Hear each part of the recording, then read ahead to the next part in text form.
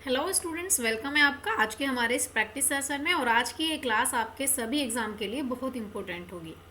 साथ में जो भी स्टूडेंट्स आपने यूपी पीएससी पीसीएस या आरओ एआरओ एग्ज़ाम की तैयारी कर रहे हैं, तो आप यकीन मानिए कि इस क्लास का जो कंटेंट है आपके इसी एग्ज़ाम के लिए बहुत इंपॉर्टेंट है। क्लास आपकी डेली होती है और इस क्लास के पीडीएफ के लिए आप हमारा टेलीग्राम चैनल ज्वाइन कर लेंगे, जिसका लिंक आपको डिस्क्रिप्शन में दिया हुआ है। स्पेशल इस क्लास का जो टारगेट है वो यूपी पीसीएस जो एग्ज़ाम आने वाला है और साथ में जो आरओ एआरओ का एग्ज़ाम है, ये इस क्लास का टारगेट है। ठीक है, और ये क्लास मैं आपको डेली कराती हूँ। इस क्लास में हम 20 सवाल डिस्कस करेंगे, लेकिन 20 सवाल वो ऐसे 20 सवाल होंगे जो आपके एग्ज़ाम के पॉइंट ऑफ व्यू से बहुत इंपॉर्टेंट होंगे। चलिए स्टार्ट कर लेते हैं। यहाँ पे सवाल नंबर 1, पहला सवाल हमारे स्क्रीन पर है, पढ़ेंगे। देखो, पहला सवाल है कि सूफी संत ख्वाजा मोइनुद्दीन चिश्ती, इनकी दरगाह निम्नलिखित में से किस राज्य में स्थित है। आपको पता होगा कि मोइनुद्दीन चिश्ती दरगाह वही है, यानी कि अगर मैं बात करूं तो ये सूफी संप्रदाय से संबंध रखने वाले थे। और आपको बताऊं कि जो आप देखेंगे कि गौरी के टाइम की बात करें तो हाँ, बिल्कुल उसी टाइम पर आए थे।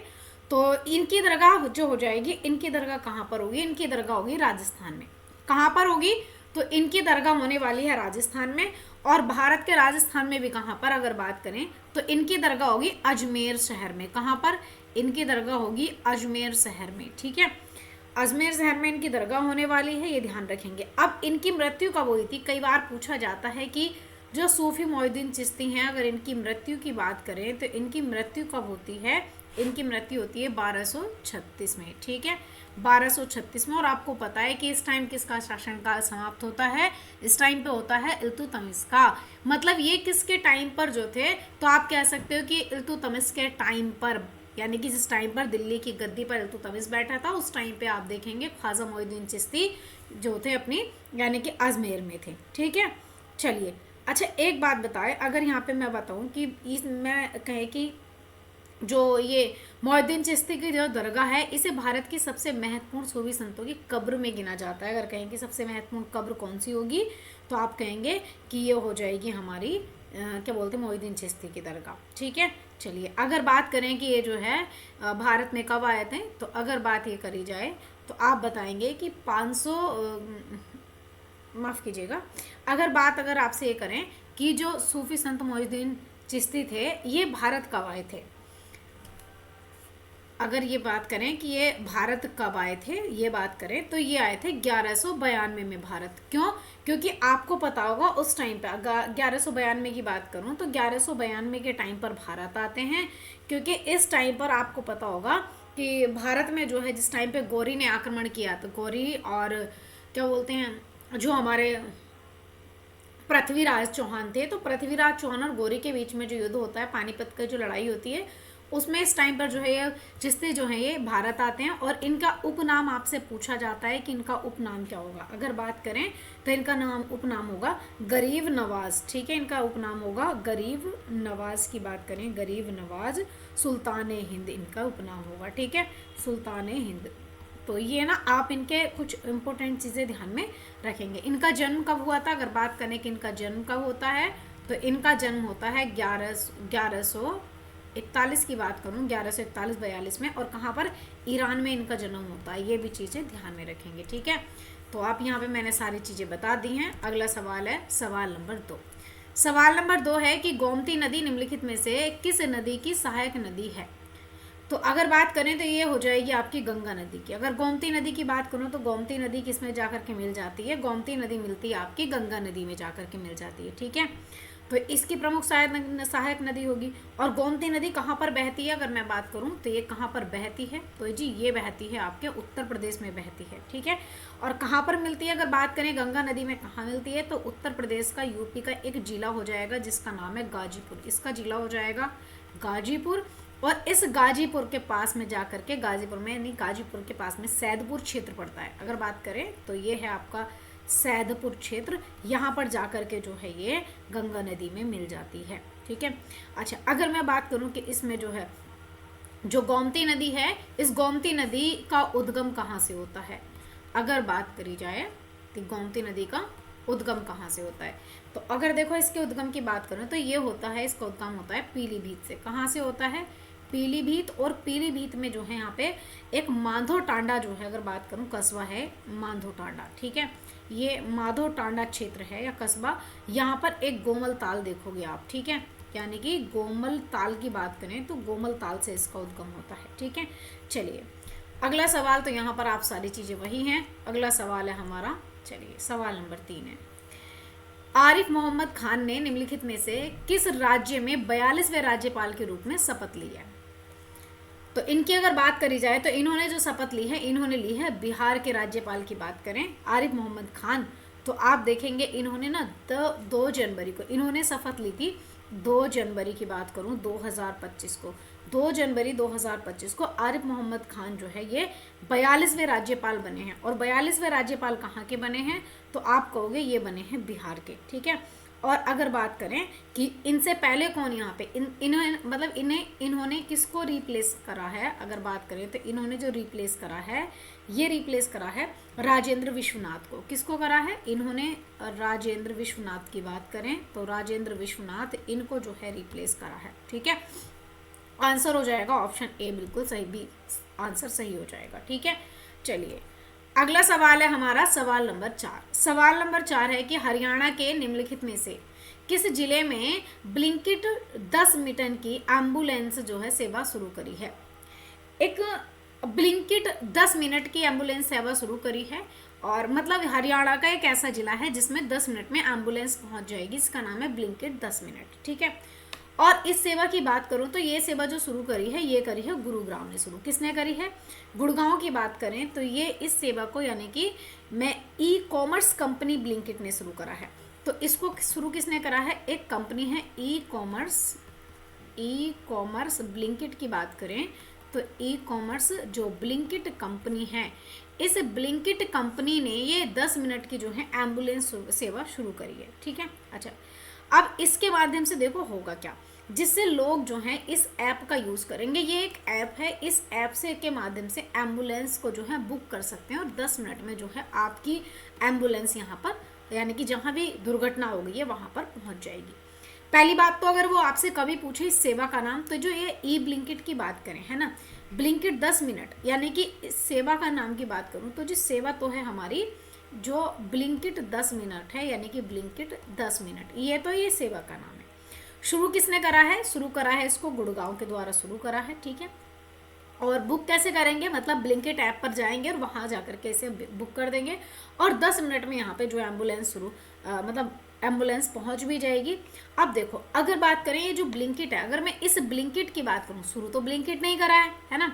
अब मैं इस ब्लिंकिट के अगर सीईओ की बात करूं तो जी इसके सीईओ कौन हो जाएंगे? ये हो जाएंगे अलबिंदर ढिंडासा, ठीक है। ये हो जाएंगे अलबिंदर ढिंडासा की बात करें तो ये अलबिंदर ढिंडासा की बात करूं तो ढिंडासा ये हो जाएंगे इसके सीईओ, ठीक है। चलिए तो आप देखेंगे यहाँ पे आंसर हो गया ऑप्शन सी, बाकी सारी जानकारी आपके पास में है। अगला सवाल है हमारा सवाल नंबर 5 कि तराइन का दूसरा युद्ध निम्नलिखित में से किस वर्ष लड़ा गया था? अगर बात करी जाए तराइन के दूसरे विश्व युद्ध की, तो तराइन का विश्व युद्ध जो था ये लड़ाया गया था 1192 में। इस टाइम पे मैंने कहा था कि मोहिउद्दीन चिश्ती भी भारत आए थे, है ना। और अगर बात करें कि यहाँ पे 1192 में लड़ा गया था। एक तरफ थे हमारे पृथ्वीराज चौहान की बात करें, एक तरफ थे पृथ्वी चौहान, ठीक है। और दूसरी तरफ की बात करें तो उधर था मोहम्मद गौरी, ठीक है। ये था मोहम्मद गौरी की बात करी जाए तो दूसरी तरफ था गौरी, यानी कि पृथ्वीराज चौहान वर्सेस मोहम्मद गौरी के बीच ये युद्ध लड़ा जाता है, और 1192 में लड़ा जाता है। नतीजा ये निकलता है कि जो पृथ्वीराज चौहान हैं और मोहम्मद गौरी, तो यहाँ पे पृथ्वीराज चौहान जो है ये हार जाते हैं और मोहम्मद गौरी की विजय होती है, ठीक है।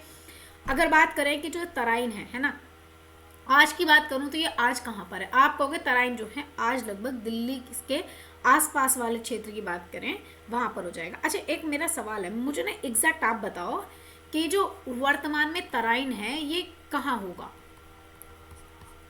अगर बात करें कि वर्तमान में जो तराइन होगा ये करनाल, एक हरियाणा का जिला पड़ता है, हरियाणा का जिला पड़ता है जिसका नाम है करनाल।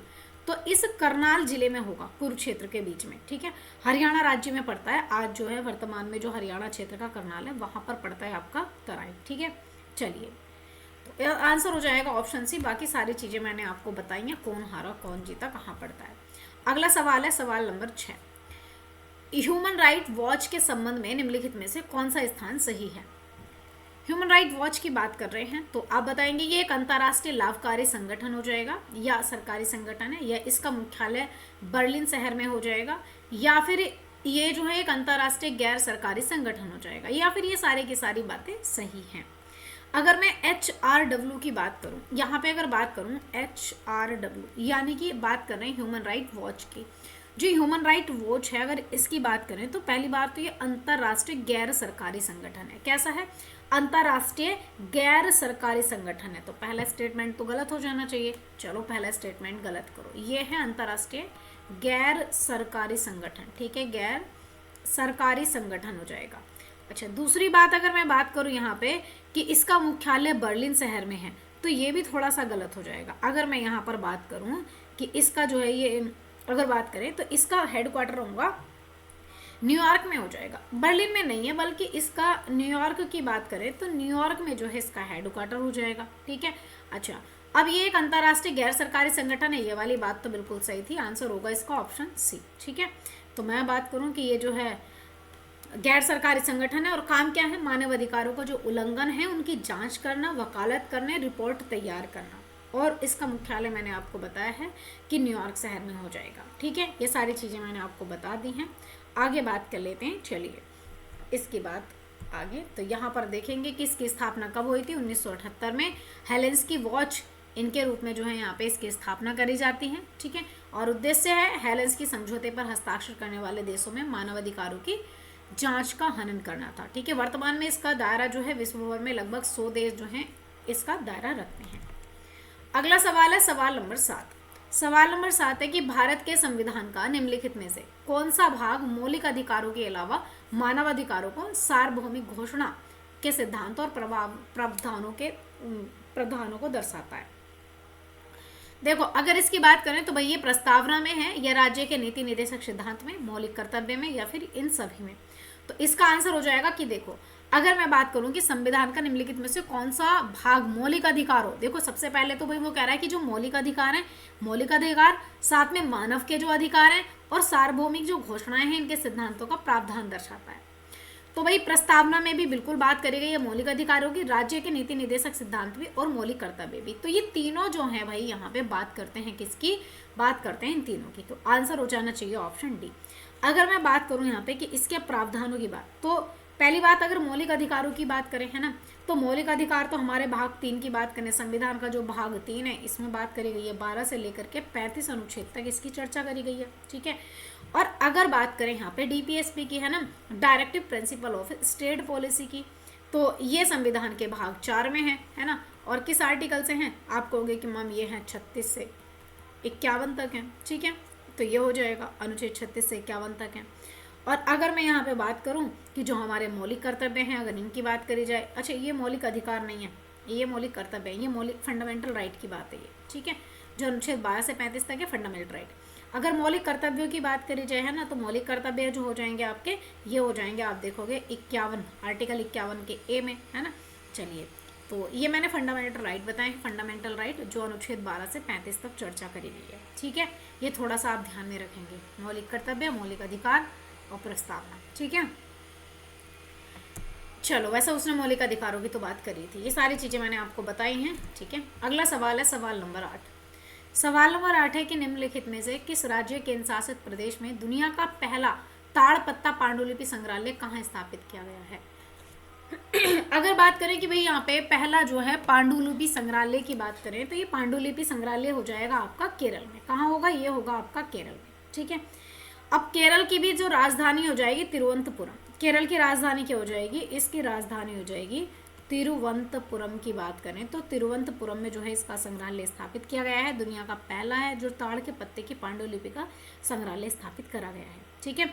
अब उद्देश्य क्या है इस संग्रहालय का? तो भाई उद्देश्य ये है कि जो ताड़ के पत्ते पर लिखी गई जो प्राचीन ग्रंथ हैं इनका संरक्षण करेगा और इनके प्रदर्शन में जो केरल का इतिहास है, सांस्कृतिक समाज जो है, इस पर प्रकाश डालना इसका काम हो जाएगा, ठीक है। और अगर मैं बात कहूँ कि किस समाज पर किस टाइम 19वीं सदी से लेकर के 650 तक जो समाज यहाँ पे इतिहास रहा है उस पर प्रकाश डालेगा, ठीक है। आंसर हो जाएगा ऑप्शन बी। मैंने सारी चीज़ें बता दी हैं, वही चीज़ें हैं जो बताई हैं, ठीक है।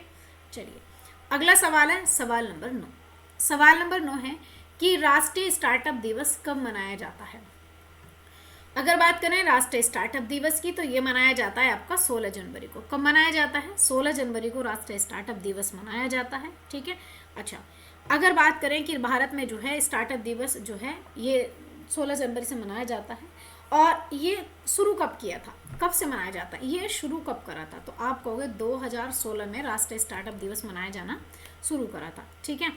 तो अगर बात करें 16 जनवरी को मनाया जाता है, क्यों मनाते हैं? भारत में स्टार्टअप जो इकोसिस्टम है इनको बढ़ावा देना और नवाचार को प्रोत्साहित करने के लिए मनाते हैं, है ना। इसके लिए जो है 2016 में इसको शुरू करा। उद्देश्य मैंने बताया वही, नवाचार स्टार्टअप को बढ़ावा देना, मजबूत एक पारिस्थितिकी तंत्र का निर्माण करना इसका उत्तर होगा। ठीक है। अच्छा, एक बात बताओ, 23 अगस्त को कौन सा दिवस मनाया जाता है?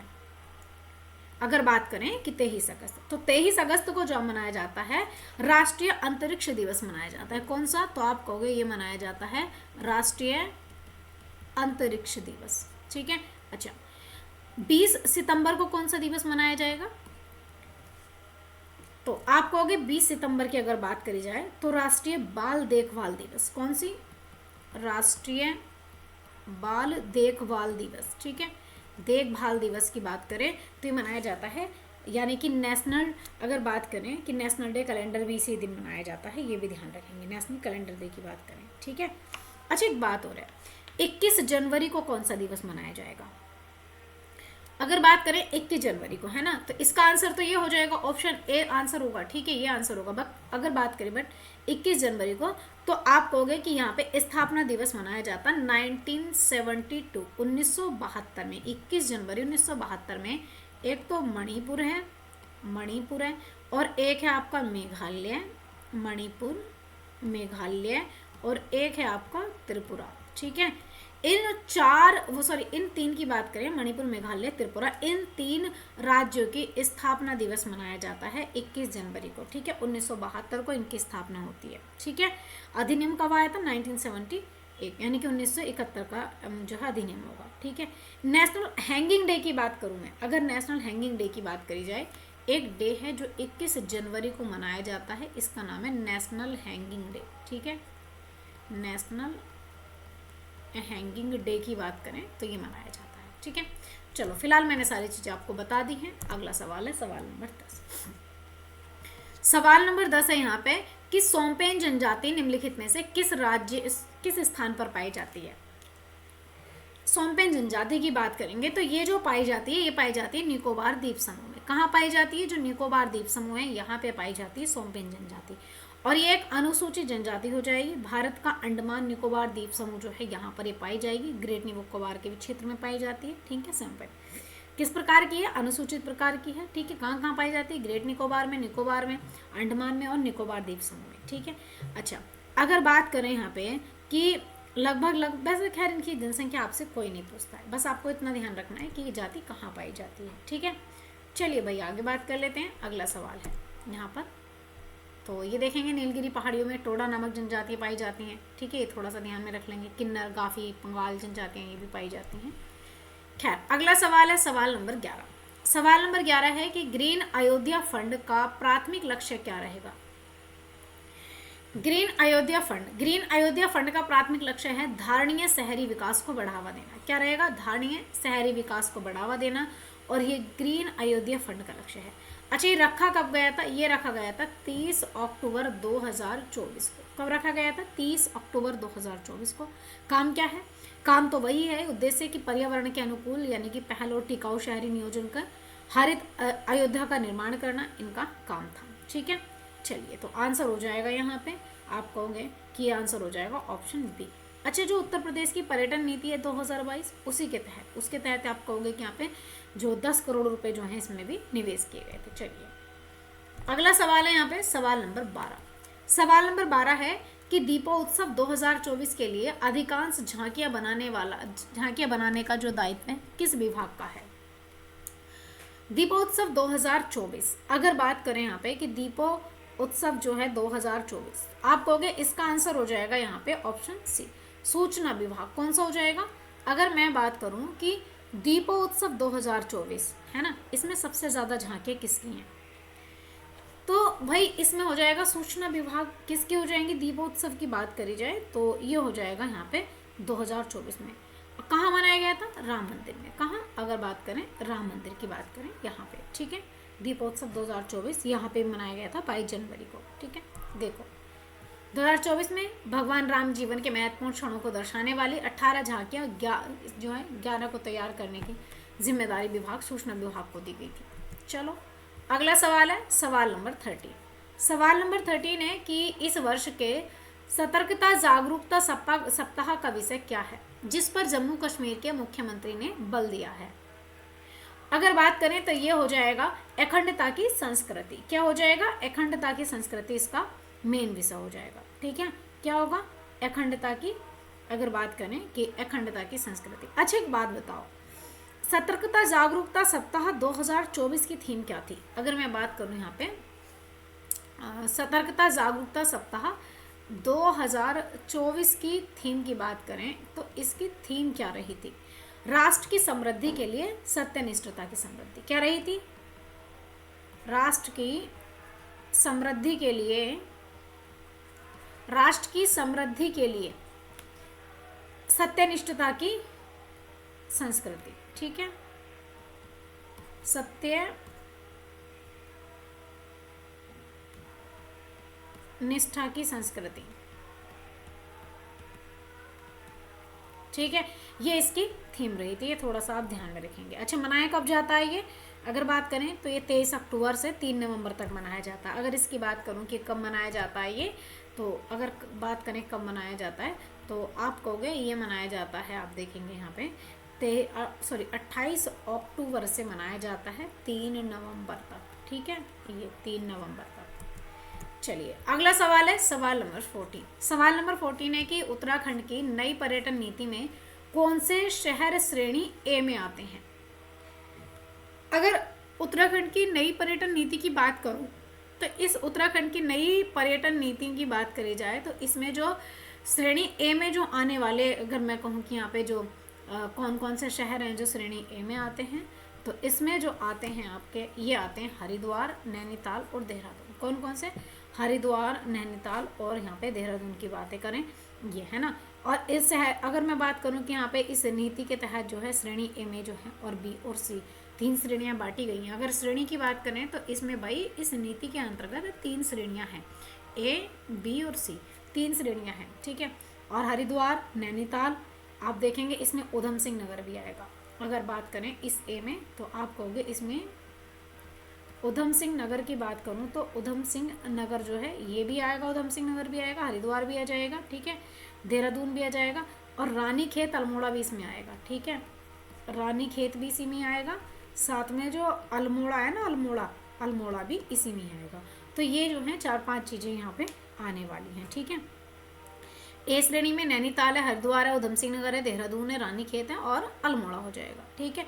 अच्छा अगर बी की बात करें तो आप कहोगे कि अल्मोड़ा के जिले का जो शेष क्षेत्र है, देहरादून जिले की जो कालसी है, चक्राता है और साथ में त्यूनी तहसील है, बागेश्वर का गरुड़ है ना, ये कोटद्वार है, लेंसडोन है, यमकेश्वर है, धूमाकोट है, ये सब टिहरी हैं, ये धनोल्टी है, नरेंद्र नगर है, ये सब किस में आएंगे, बी में आएंगे। और अगर सी की बात करें तो जो बाकी क्षेत्र बचे हैं उसका जो 50% जो यहाँ पे इसमें आ जाएगा, ठीक है। चलिए तो आगे बात कर लेते हैं, इसमें अगली बात करेंगे। चलिए यहाँ पे आंसर मैंने बता दिया, ऑप्शन ए आंसर हो जाएगा। अगला सवाल है हमारा सवाल नंबर 15। क्वेश्चन नंबर 15 है कि अयोध्या में राम मंदिर के निर्माण की क्या अनूठी विशेषता शामिल है। अच्छा, ध्वनिक सामग्रियों का उपयोग हुआ है, लोहे का कोई उपयोग नहीं किया गया है, सौर ऊर्जा चलित प्रकाश व्यवस्था करी गई है, वास्तुकला में कांच का उपयोग करा गया है। ऐसी कौन सी विशेषता है जो इसमें शामिल की गई है, अलग, बिल्कुल विशेष। तो आप कहोगे कि बाकी सब तो खैर ठीक है, लेकिन लोहे का उपयोग नहीं करा गया है। इसमें क्या है, लोहे का उपयोग नहीं करा गया है ना, ये बिल्कुल अनूठी बात है। देखो मैंने कहा था कि अनूठी विशेषता, ध्वनिक सामग्रियाँ, भाई ध्वनिक सामग्रियाँ तो हर मंदिर में प्रयोग की जाती हैं। सौर ऊर्जा चालित प्रकाश, बिल्कुल भाई इस प्रकार के प्रकाश भी वास्तुकला की कांच का उपयोग, हाँ, लेकिन ये सबसे लोहे का प्रयोग नहीं किया गया। बाकी मंदिरों की बात करें तो बाकी मंदिरों में क्या होता है, लोहे का प्रयोग किया जाता है, बट यहाँ पे लोहे का प्रयोग नहीं किया गया है ना। तो आप कहोगे कि इसका जो आंसर हो जाएगा बी हो जाएगा।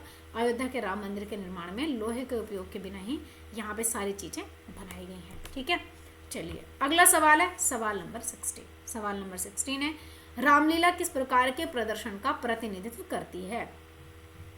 भाई संगीत समारोह का, पारंपरिक नृत्य का, रामायण के नाट्य रूपांतरण का, या फिर कठपुतली का? तो रामायण, रामलीला से संबंधित तो रामायण ही होगी। आंसर होगा यहाँ पे आपका हो गया ऑप्शन सी। ठीक है, आंसर हो जाएगा ऑप्शन सी, बिल्कुल सही आंसर हो जाएगा।